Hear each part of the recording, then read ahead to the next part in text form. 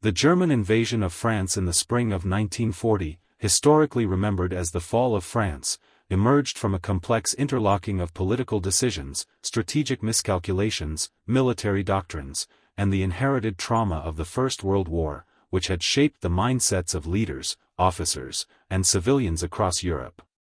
To understand how the events of May and June 1940 unfolded with such sudden and devastating effect, one must begin with the atmosphere of the interwar years, the unresolved tensions that remained after the Treaty of Versailles, the divergent military philosophies that crystallized during the 1920s and 1930s, and the ultimate failure of diplomatic efforts to restrain Germany's rearmament and territorial ambitions.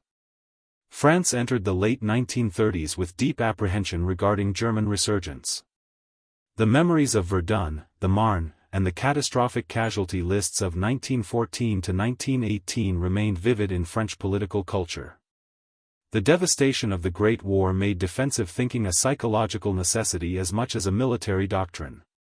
The Maginot Line, a vast system of fortifications along the Franco-German border, embodied this approach. It was designed to prevent a repeat of the 1914 German invasion through Alsace-Lorraine and to compensate for France's demographic weaknesses, as the French army could no longer rely on the enormous reserves of manpower available a generation earlier. Yet the Maginot Line, though formidable, did not extend in equal strength to the Belgian frontier, and its static nature reflected an assumption that the next war in Western Europe would resemble the last, a conflict of set-piece battles, prolonged attrition, and deliberate, methodical operations.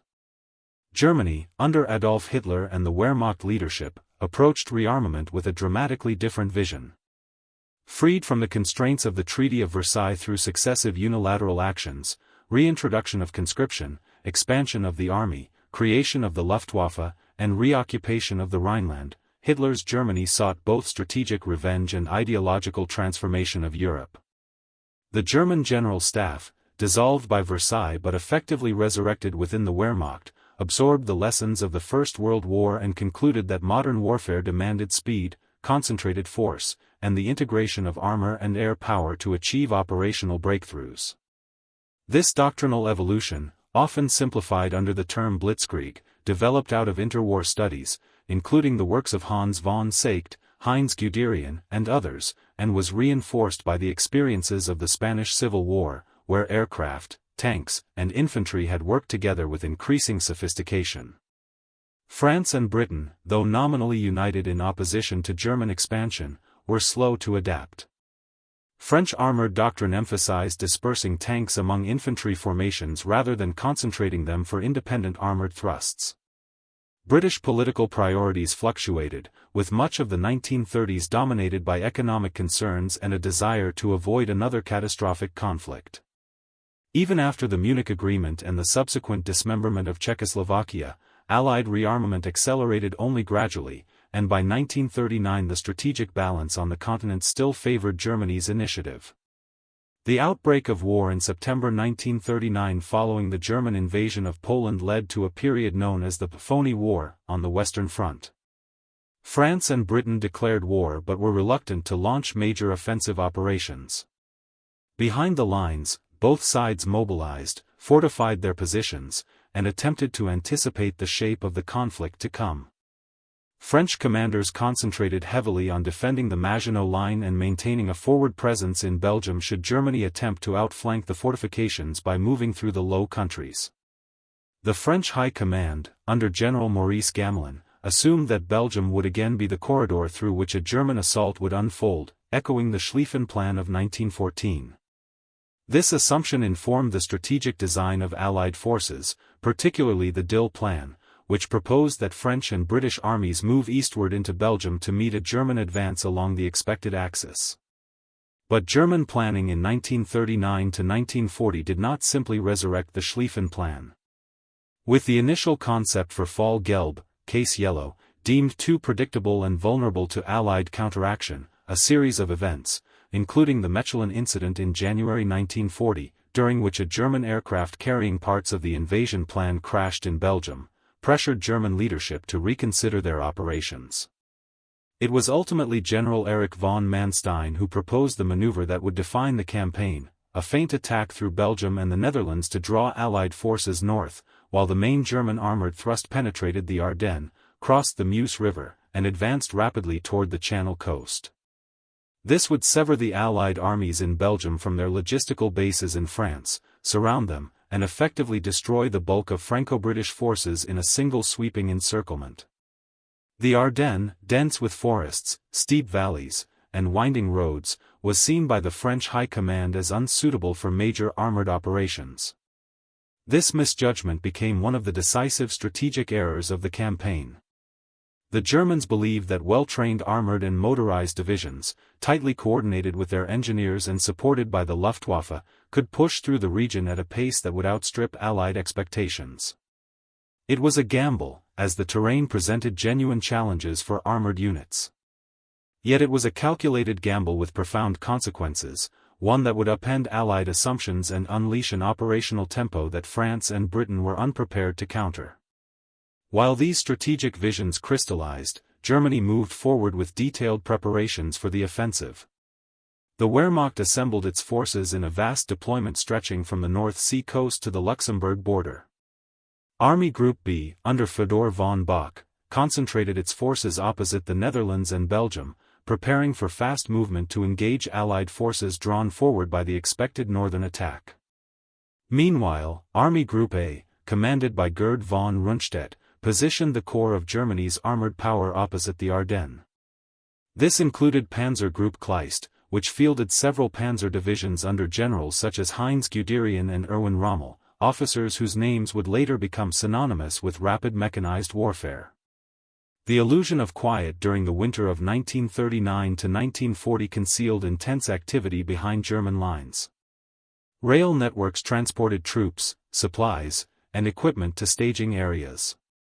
Command posts refined their operational orders. Luftwaffe units prepared for concentrated bombing runs against key bridges, strongpoints, and communication hubs. Engineers studied the road network in the Ardennes and planned measures to facilitate the passage of heavy armored columns through narrow routes, which would become choke points if mishandled. Reconnaissance aircraft flew over the Low Countries, mapping defenses and identifying potential obstacles. On the Allied side, the French and British Expeditionary Force deployed along the frontier in anticipation of the inevitable German offensive. The French First Army, Seventh Army, and other formations stood ready to execute the Dill Plan, moving into Belgium at the first sign of German aggression. The BEF, under General Lord Gort, maintained a flexible posture, though British forces were still in the process of expanding and were not yet fully equipped with the latest armored vehicles or aircraft. The French Air Force, though larger than often remembered, was hampered by outdated models, insufficient reserves, and a doctrine that favored dispersed deployment. The Belgian and Dutch armies, meanwhile, prepared defensively, understanding that their neutrality would likely be violated but hoping to hold long enough for Allied forces to arrive. As the spring of 1940 approached, diplomatic channels could not alter the trajectory of events. Germany finalized its timetable. Meteorological considerations influenced the exact start date, as the Germans required clear weather for air operations. The decision was made for early May, a moment when the ground had hardened sufficiently for armored movement. What followed would be one of the most dramatic and consequential military operations in modern history. In the early hours of May 10, 1940, the German invasion began. The Luftwaffe launched waves of aircraft across the Low Countries, striking airfields, communication centers, and transportation nodes. Paratroopers and airborne units were deployed in the Netherlands, targeting key bridges and fortifications to facilitate rapid armored advance. In Belgium, the fortress of Eben-Emael, considered one of the strongest in Europe, fell to a daring German airborne assault involving gliders and shaped charges, opening a crucial pathway for German ground forces. The initial Allied response followed their expectations. The Dill Plan was activated, and French and British forces advanced into Belgium to meet what they believed to be the main German offensive. Belgian and Dutch troops resisted vigorously, but the German advances across the plains of northern Belgium and the Netherlands were swift, aided by airborne operations and rapid armored movement. News of the fall of key positions in the Netherlands created additional urgency for Allied commanders, who now faced the challenge of coordinating multinational forces within rapidly shifting operational conditions. Yet, even as fighting intensified in the Netherlands and northern Belgium, the decisive movement of the campaign was unfolding far to the south, in the forests of the Ardennes.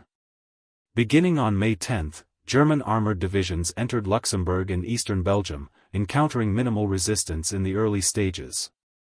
Luxembourg was quickly overrun, and German spearheads pressed forward, threading their way through narrow mountain roads. Thousands of vehicles moved in columns that stretched for kilometers, sometimes halting as traffic jams developed, but overall maintaining a relentless forward momentum. The French command had anticipated only light German activity in the Ardennes and allocated largely reserve and second-rate units to the region, believing that any significant force would take days or even weeks to emerge from the difficult terrain. This assumption would prove fatally optimistic. German commanders urged their units forward with the knowledge that speed was essential. If the French discovered the scale of the German movement and launched a counterattack before the armored forces reached the Meuse, the entire offensive could be jeopardized. By May 12, German panzer divisions were approaching the Meuse River near Sedan, Dinant, and Montherm. The crossings of the Meuse would become the critical moment of the campaign. The French 9th Army and various supporting units manned defensive positions along the river, but their strength and cohesion varied widely. Many soldiers were World War I veterans or recalled reservists who understood the importance of the Meuse line but were not prepared for the unprecedented intensity of the German assault. Artillery positions were established, but communication systems were limited and vulnerable. The Luftwaffe, operating with growing confidence as it encountered fragmented Allied air responses, prepared to unleash concentrated bombing runs to disrupt French defenses. Meanwhile, to the north, the rapid German advances in the Netherlands continued to destabilize the Allied front. Dutch forces fought with determination, but German paratrooper operations at Rotterdam and The Hague created a level of disruption that strained Dutch command and control. By May 14, the bombing of Rotterdam inflicted heavy civilian casualties and compelled the Netherlands to capitulate. This freed German forces to continue their advance toward the Belgian frontier, further complicating Allied deployment in the region. Back at the Meuse, German commanders prepared for the decisive crossing. Panzer Group Kleist deployed multiple panzer divisions to force their way across the river, relying on pontoon bridges, assault boats, and overwhelming air support.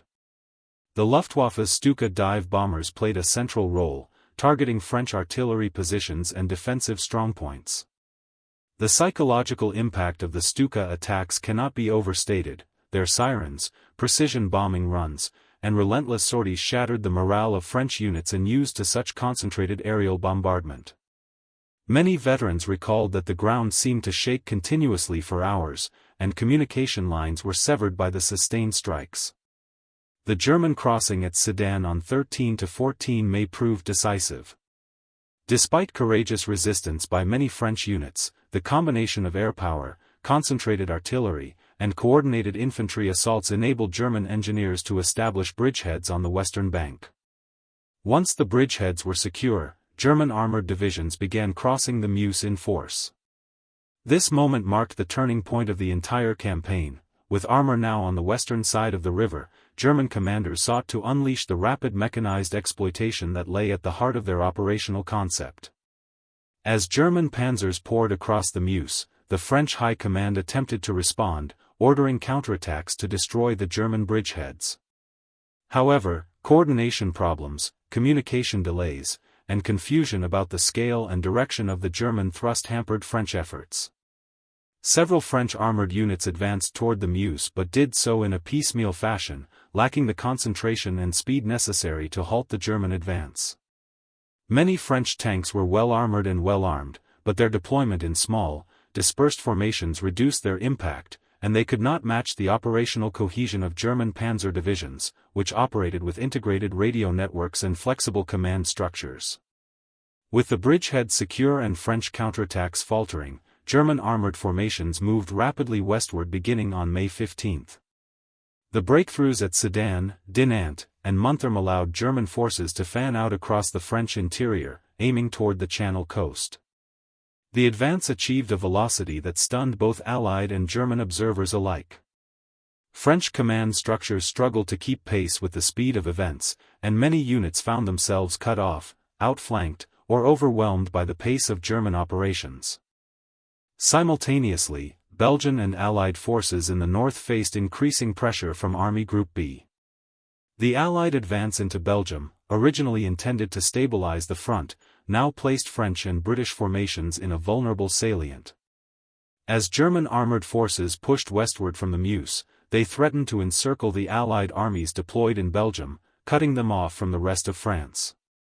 The realization of this danger grew slowly within Allied headquarters, but by the time it became undeniable, the ability to withdraw effectively was already compromised.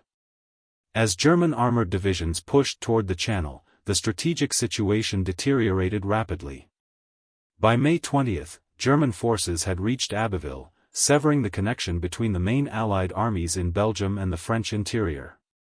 This collapse of the northern front marked the beginning of the encirclement that would ultimately lead to the evacuation at Dunkirk. This first phase of the German offensive, Fall Gelb, unfolded with extraordinary speed and devastating strategic effect. The Allied armies, though courageous and often tactically effective on a local scale, were now facing the consequences of strategic misjudgments made years earlier, as well as the operational superiority of German combined arms warfare. The fall of Belgium, the collapse of Dutch resistance, the breakthrough at the Ardennes, and the crossing of the Meuse combined into a single sweeping movement that left the Allied position in northern France increasingly unsustainable. The German breakthrough to the Channel coast by May 20, 1940 created a profound strategic shock for the Allied command. What had begun as a forward movement into Belgium under the Dill Plan had now become a dangerous encirclement. The German armored spearheads, advancing from the Meuse crossings at Sedan and Dinant, had carved a deep wedge between the Allied armies in the north and the main French forces to the south. This wedge, at first a narrow penetration, expanded rapidly as German divisions consolidated their positions, reinforced their flanks, and prepared for further exploitation. The French leadership grasped the magnitude of the crisis only gradually, as reports from the front became increasingly fragmented and contradictory. The rapid German advance had severed communication lines, disrupted logistical support, and isolated numerous French units that suddenly found themselves far behind the new German front. The encirclement that was forming would trap the British Expeditionary Force, the Belgian Army, and large elements of the French 1st and 7th Armies. The Northern Allied Group, previously confident in its coordinated advance into Belgium, now faced the grim task of attempting to retreat westward under intense German pressure. The German High Command recognized the opportunity presented by this operational configuration and sought to consolidate the encirclement by pushing northward from Abbeville, Amiens, and Arras, closing the ring around the Allied formations. Meanwhile, Army Group B continued to apply pressure from the east and northeast, driving Belgian and Allied forces backward along their defensive lines. The situation in Belgium deteriorated rapidly. Belgian forces, though fighting with determination, were overstretched and increasingly isolated. Their defensive positions, including along the Dill and later the Lys, were subjected to growing German pressure. The Luftwaffe, still maintaining air superiority over most of the front, conducted continuous operations against Allied troop concentrations, bridges, and retreat routes. The Belgian army, reliant on increasingly tenuous supply lines and lacking the armored and air support necessary to counter the German offensive, faced a mounting crisis even before the full danger of the encirclement became evident. Within the British Expeditionary Force, General Lord Gort faced a dilemma that would come to define the next phase of the campaign. The BEF, positioned deep in Belgium and committed to defensive battles alongside its allies, now confronted the possibility of being cut off entirely from France. Gort understood that preserving the BEF as a fighting force was crucial not merely for the current campaign but for Britain's long-term ability to continue the war. As German forces advanced westward and the French front showed signs of collapse, Gort began preparing contingency plans for a withdrawal toward the coast, despite the political and strategic complexities of such a move. To the south, the French High Command attempted to stabilize the situation by ordering counterattacks against the expanding German corridor. The most notable of these occurred at Arras on May 21. The counterattack, involving British and French armored units, aimed to hit the flanks of the German panzer divisions that had reached the coast. The British component included Matilda tanks, heavily armored and difficult for many German anti-tank weapons to penetrate. The attack initially achieved some tactical success, disrupting German units and causing localized confusion. However, the counterattack lacked the mass and coordination required to achieve a strategic reversal. German forces quickly regrouped, bringing forward heavier anti-tank capabilities and conducting airstrikes against the Allied attackers. The Arras counterattack, while demonstrating Allied resolve and momentarily alarming some German commanders, ultimately failed to halt the momentum of Germany's advance. With the corridor to the Channel firmly established, German forces sought to widen it, reinforcing the position along its length and driving toward key ports. Meanwhile, in the north, Allied withdrawal became increasingly urgent. Fighting in Belgium intensified, and the Belgian army, pressured on multiple fronts, struggled to maintain coherent defensive lines. The Allied retreat, conducted under constant threat from advancing German forces and persistent Luftwaffe activity, required immense discipline and coordination. Roads became congested with military convoys, refugees, and retreating units, stretching the capacity of commanders to maintain order and momentum. As German armored units repositioned for further operations, the prospect of a large-scale Allied evacuation became increasingly likely.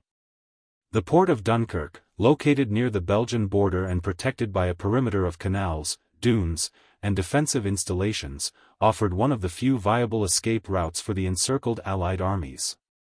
Yet Dunkirk was far from secure. German forces pressed toward the city from the south and west, while Army Group B continued its advance from the east.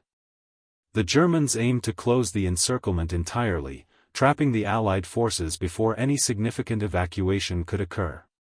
It was at this critical juncture that the German armored advance momentarily halted near Dunkirk, a decision that has generated extensive historical debate.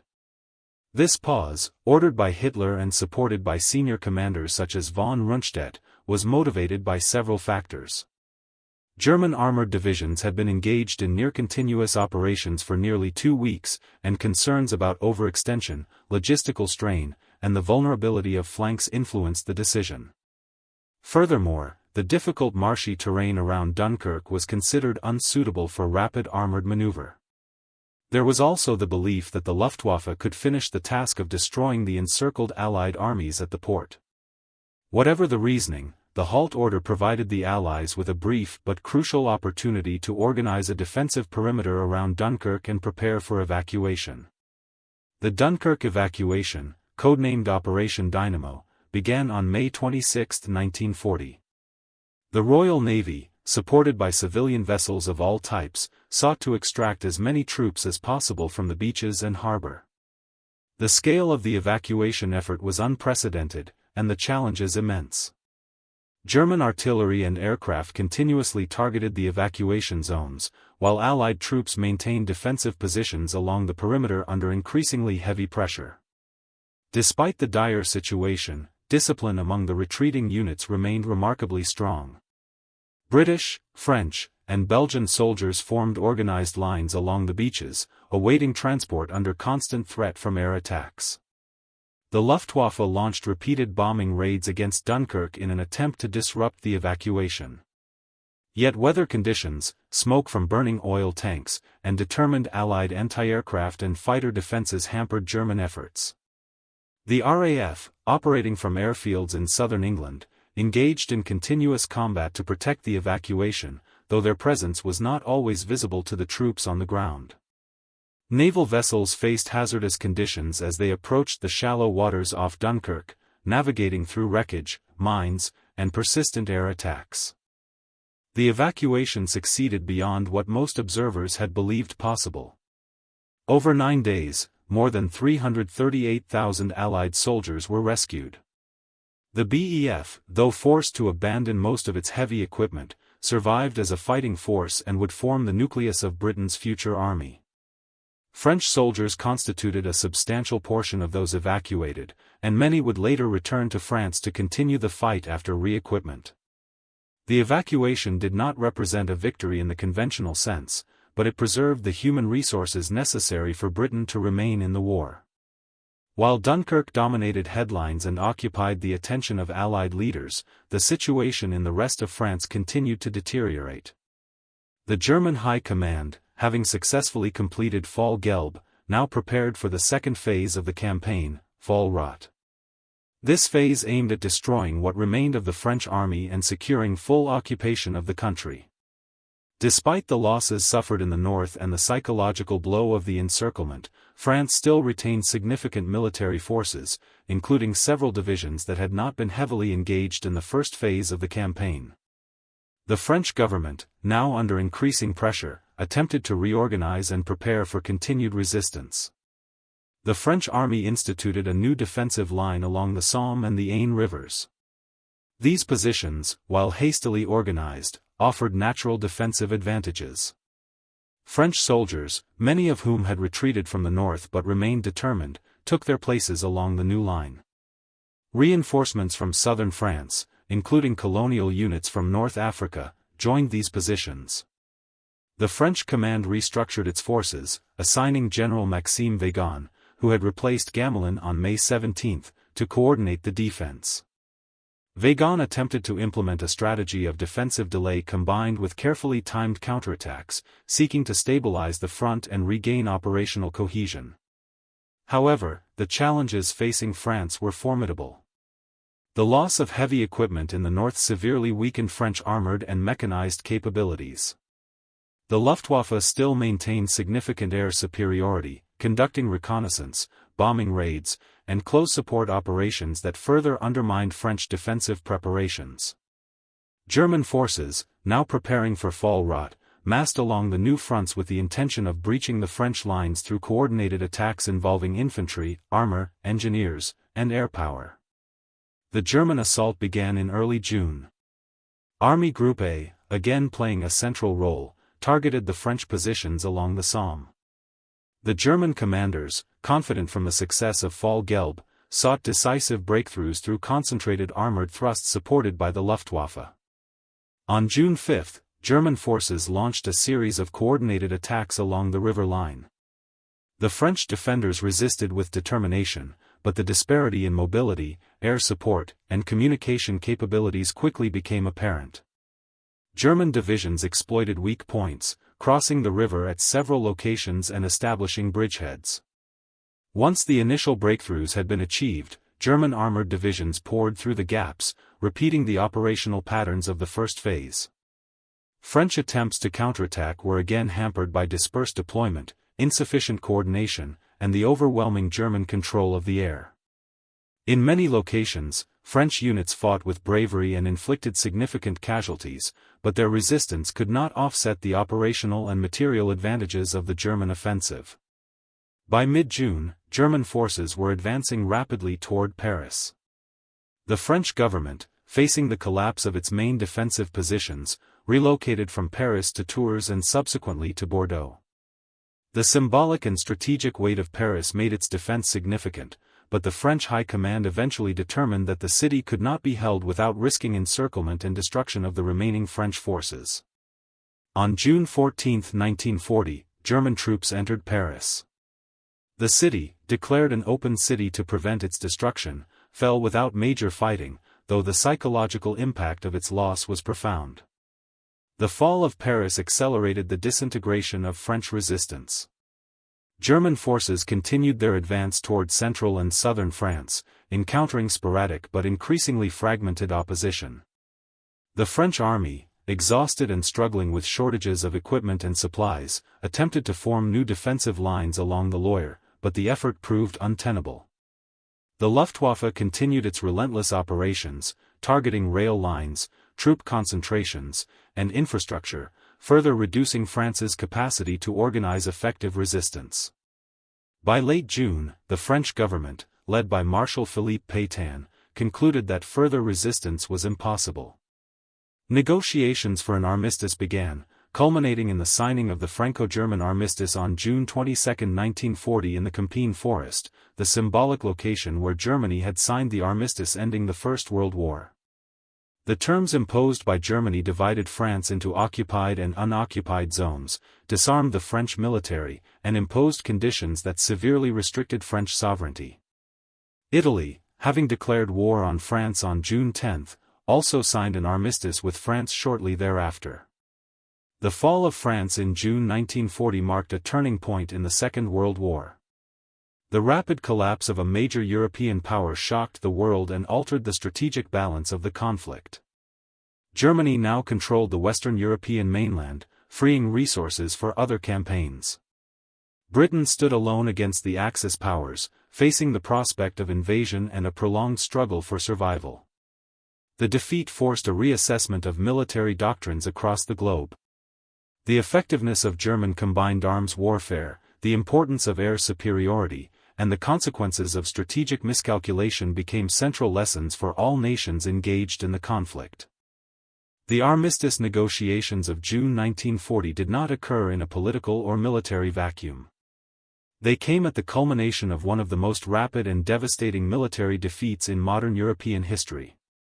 Yet even as France sought to end hostilities, the remnants of the French army continued to fight across multiple fronts. The German advance, having broken through the Somme region and overtaken Paris, continued pushing southward with methodical precision. Units from the French army, including formations redeployed from the Alps and North Africa, attempted to establish new defensive positions along the Loire and further south, but the speed of the German offensives, coupled with the collapse of logistical and command networks, made cohesive resistance increasingly difficult to sustain. In central France, German forces encountered local pockets of resistance, particularly in areas where terrain favored defensive operations.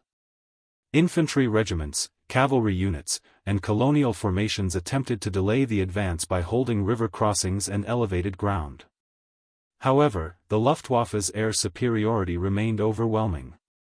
Bridges deemed militarily significant were targeted and destroyed, roads were repeatedly bombed, and retreating columns suffered continuous pressure. The psychological toll on French troops, many of whom had been fighting or retreating without rest since early May, was severe. Despite this, numerous units continued to resist with discipline and courage. Observers noted that French soldiers frequently established rearguard positions to protect withdrawing civilians, reflecting the enduring professionalism of the army despite the broader collapse. The German High Command, now executing the final portion of Fall Rot, aimed to eliminate all organized French resistance and capture strategic locations throughout the southern regions. Army Group A and Army Group B coordinated to seize major logistical hubs, including Orléans, Tours, Dijon, and Lyon. The operational objectives extended beyond purely military goals, securing vital industrial centers, transportation routes, and communication networks was essential for establishing long-term German control in occupied France. The Italian declaration of war on June 10 introduced an additional element to the campaign, though Italian operations along the Alpine frontier were limited in scale and largely overshadowed by the speed and magnitude of the German successes. Nevertheless, the Italian involvement influenced armistice negotiations, as the new geopolitical reality required French leaders to contend with defeat not only in the north but also in the southeast. As the German advance pressed deeper into the country, the French government faced increasing turmoil. The initial decision to relocate from Paris to Tours, and later to Bordeaux, reflected both the deteriorating military situation and the leadership's uncertainty over whether to continue the fight or seek an armistice. Prime Minister Paul Reynaud favored continued resistance, potentially relocating to French North Africa to sustain the war.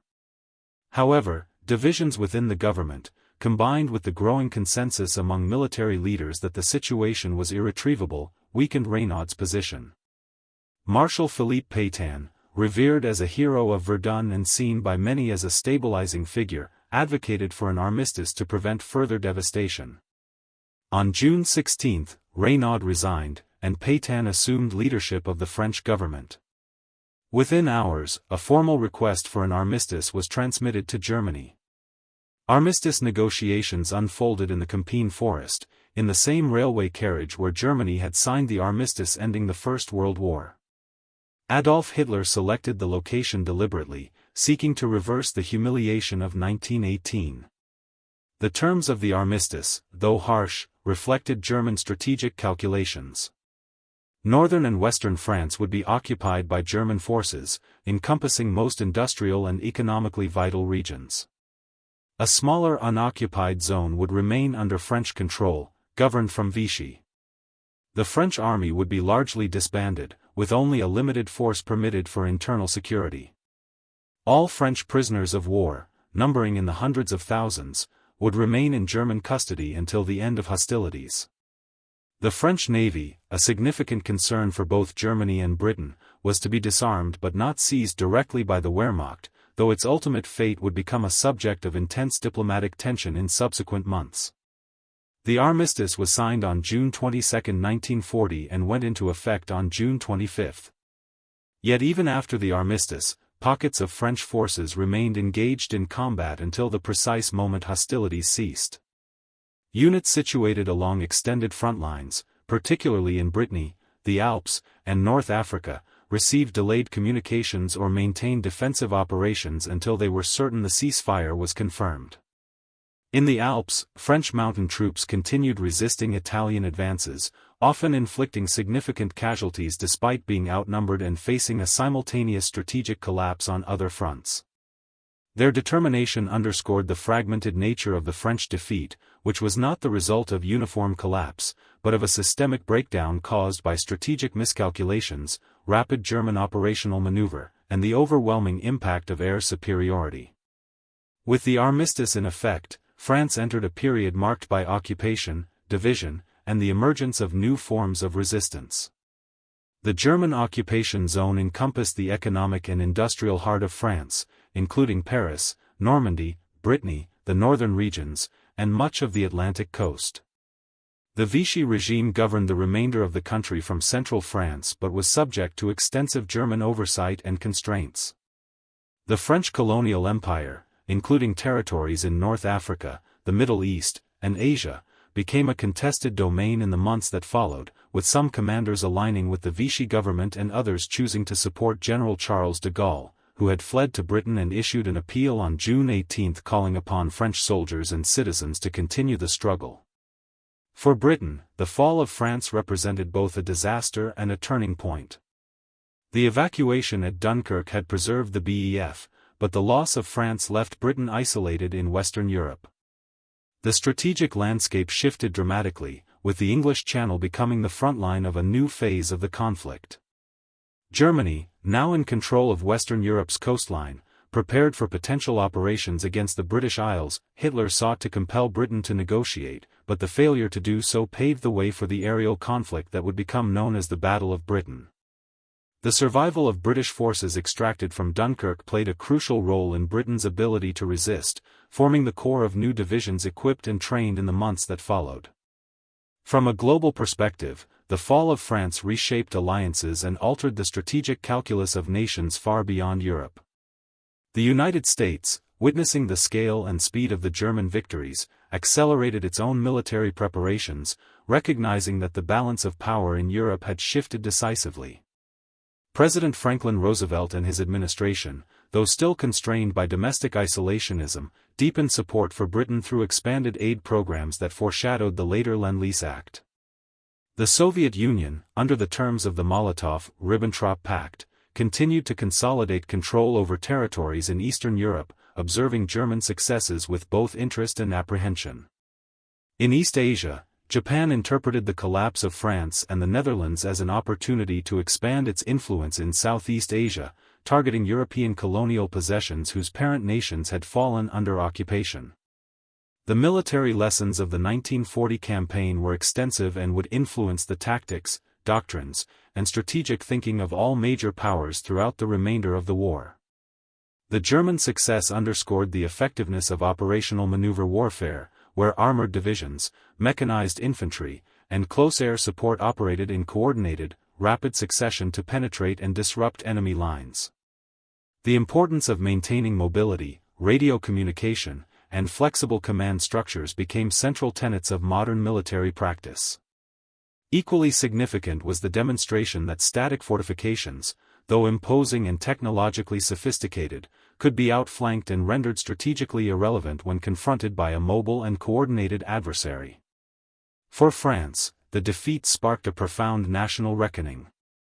Analysts, both at the time and in subsequent decades, examined the structural weaknesses of the Third Republic, the political divisions that had undermined national unity, the strategic reliance on outdated assumptions, and the delayed modernization of the French armed forces.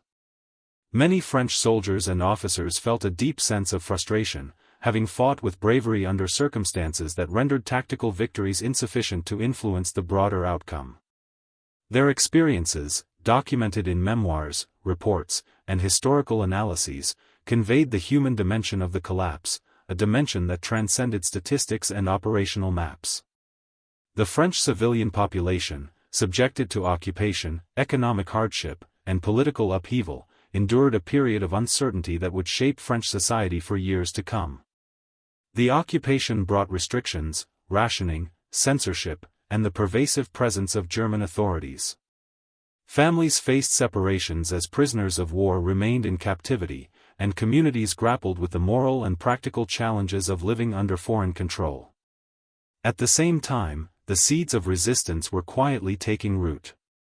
Networks formed among civilians, former soldiers, and political activists who refused to accept defeat.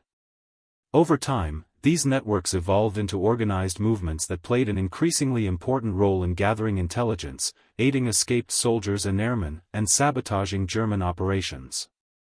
In purely military terms, the fall of France demonstrated the catastrophic consequences of underestimating the speed and adaptability of an opponent. The French High Command had planned for a methodical, sequential conflict reminiscent of the First World War. Instead, they faced a form of warfare defined by tempo, coordination, and immediate exploitation of tactical breakthroughs. The misjudgment of the Ardennes as impassable for large armored formations, the dispersal of French armored units, the lack of adequate air defense, and the reliance on slow-moving command structures all contributed to the rapid German victory. The campaign also revealed the critical importance of intelligence and strategic anticipation. German planners had studied Allied doctrines and assumptions, identifying weaknesses and exploiting them with precision. The Allies, in contrast, had prepared for a different kind of war, and their inability to adapt quickly enough magnified the impact of each German success. The aftermath of the campaign reshaped Europe's wartime trajectory. Germany's new territorial control extended from the Baltic coast to the Pyrenees, enabling the Wehrmacht to reorganize and prepare for subsequent operations. Resources captured in France, including industrial output, agricultural products, and labor, bolstered the German war effort. Ports along the Atlantic, now under German control, became significant bases for naval and submarine operations targeting Allied shipping in the North Atlantic. The strategic depth achieved by the conquest of France provided Germany with both opportunities and challenges, forcing the Wehrmacht to occupy and administer vast territories while simultaneously planning for future campaigns in Eastern Europe and against Britain. France's defeat in 1940 was not the end of French involvement in the war. Soldiers who escaped to Britain formed the nucleus of the Free French forces under de Gaulle. In North Africa, the Middle East, and other regions of the French Empire, the struggle between Vichy and Free French allegiances shaped local political and military dynamics. Over time, more French colonies joined de Gaulle, contributing troops and resources to the Allied cause. The French Navy, located in ports across the Mediterranean and Atlantic, became a diplomatic and military focal point. Britain, fearing that French ships might fall into German hands, launched the attack on Mers el-Kabir in July 1940, a tragic event that strained relations but reflected the broader strategic anxieties of the war's new phase. For the veterans who experienced the 1940 campaign, the memory of the defeat carried a complex emotional legacy. Many had fought under extraordinarily difficult circumstances, often in chaotic conditions where communication was fragmented and the front lines shifted with unprecedented speed. Their accounts reveal a deep sense of duty, resilience, and professionalism, even as the structures supporting them disintegrated. The campaign tested every dimension of the French army, its logistics, leadership, doctrine, and morale. Though the strategic outcome was catastrophic, individual acts of courage were numerous and often decisive at the tactical level.